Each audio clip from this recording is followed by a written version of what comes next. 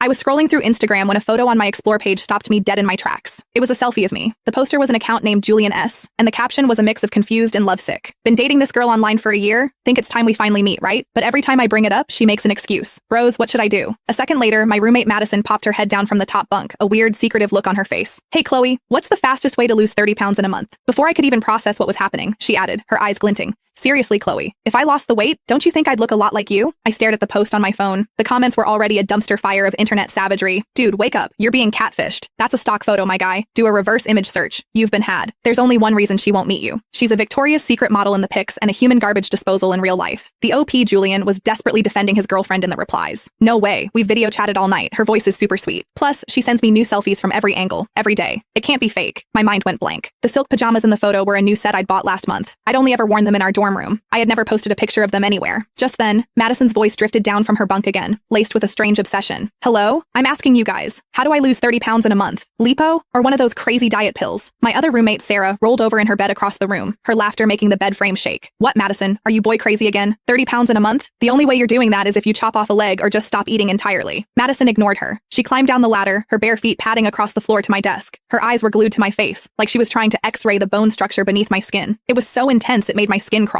I instinctively pushed my chair back a few inches. She suddenly spoke, her tone dead serious. Chloe, look at me. Tell me the truth. If I lost the weight, I could really look like you, right? The air in the room felt thick and still. I looked up at her round face, puffy from a steady diet of junk food, and the words caught in my throat. My heart skipped a beat. I fought down the wave of shock and disgust rising in my chest. I tried to make my voice sound casual. So, who's this boyfriend? Does he go to school here? Madison lifted her chin, a smug look she couldn't hide spreading across her face. Ever heard of the Sterling family? The ones who donated the new library? He's the youngest son. Their family is in real estate and investment banking, a big deal on Wall Street. She flashed a triumphant smile, shaking her wrist. Last month was our anniversary of when we were supposed to meet, so he sent me this Tiffany diamond bracelet. He said he's going to introduce me to his parents on graduation day. Sarah, who was painting her nails, let out a loud snort. Julian Sterling? The rich asshole with the sports car? Wow, I guess his taste is unique. Madison's proud expression curdled, her face turning a deep, ugly red. What's that supposed to mean, Sarah? He loves me for my soul. Her voice went shrill, like a cat whose tail had been stepped on. He said I'm interesting, that I understand his loneliness. What would a shallow person like you know about that? The dorm room fell silent. The atmosphere was as awkward as a Monday morning calculus lecture. On my phone, the post was still getting replies. Julian was asking for help again. I want to surprise her. Just show up at her dorm. What kind of guys are girls like her into? I looked up at Madison's flushed face and asked carefully, have you guys ever actually met? Or is this a completely long-distance thing?